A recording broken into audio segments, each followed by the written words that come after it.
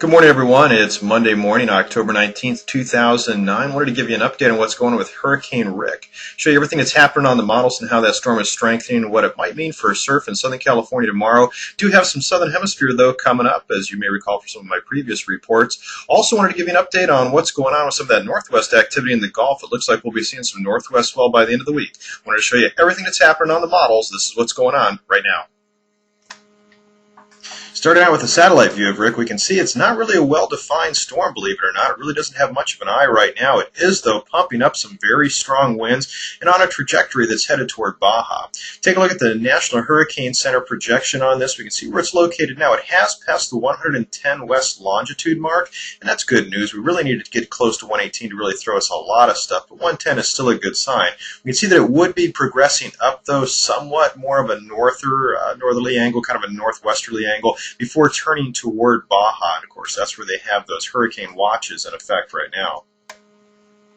Looking at the wave analysis models, we can see that Rick is a very well-defined storm right now. This morning, 125 mile-an-hour winds. Yesterday, about 175 mile-an-hour winds. It has slowed its progression, so that means that more fetch would be kicked up. And right now, it looks like that's about 30-foot seas just south of Baja. So as we move the models forward in time, we can see that Rick would be taking that course that was earlier projected by the National Hurricane Center. Moving up toward the north, it's not angled ideally under Southern California, but still throwing some swell our way.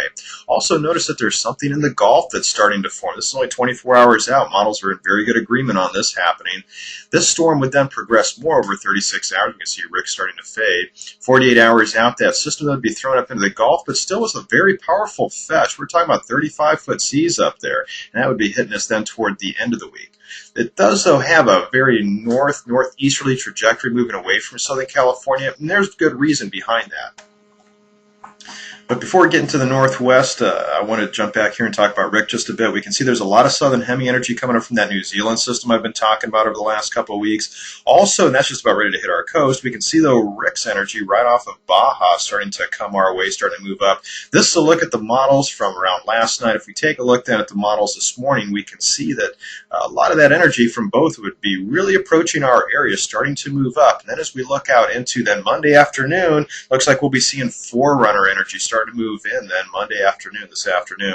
And then, of course, tomorrow morning, Tuesday morning, looking at a lot of that energy from both Rick and the Southern Hemisphere starting to come up. But then we're taking a look at Tuesday afternoon here, and that's when we'd start to see more of the energy really fill in, kind of a solid fill of energy. And then once we get into Tuesday afternoon, still quite a bit of energy, but it looks like we're seeing a changing of the guards. Look at how that northwest energy is starting to progress and Rick's energy being thrown off then toward the west, moving the models forward in time more, 72 hours out. We see that northwest progress toward our coast, Rick's energy nearly all the way gone by then. And then we start looking toward the end of the week then. Here's a look then at Thursday morning. That northwest would be sitting right up on top of us, starting to fill into Northern California. We'd be seeing that then, definitely filling in then, but more so by Friday. It looks like we might see something sizable by then. Northwest swells often have an unwanted side effect of bringing stormy weather our way. That all depends on the storm track, which is shown here. This is a look at the jet stream. We can see that right now, because we've got trough moving through our region, we've got that jet stream kind of right over our area. And by the way, that's one of the things that's looking to steer Rick off in toward inland areas. That trough pushes down. We can see that trough pushing down more, and that would then guide Rick off toward the east even more without coming toward our area. But then look what happens with the jet stream over the next couple of days, and this corresponds to those long-range models looking at that northwest system. That jet stream starts lifting toward the north, and that would be guiding those systems that do form in the northern hemisphere up toward the Gulf of Alaska, just like it was shown. So now that we look out here toward the end of the week, we can see where high pressure would definitely be over the entire west. We see that the jet stream would be very high to the north, guiding systems like that northwester very high up into the Gulf of Alaska, keeping the stormy weather away from our area, but not before letting it throw some swell our way. So I wanted to jump back and just quickly summarize, though, a few things about Rick. A few things worthy to note. This system is located about 900 nautical miles down to our south, but it's very much to the southeast. That's going to be coming into a very steep angle, about 150 to 160 degrees. That's a very tough angle for Southern California. A lot of the energy is going to be thrown out to sea, so even though Rick does have 30-foot seas, looks like we're only going to see some possibly head-high to a foot overhead surf once that does fill in. What's the ETA on that?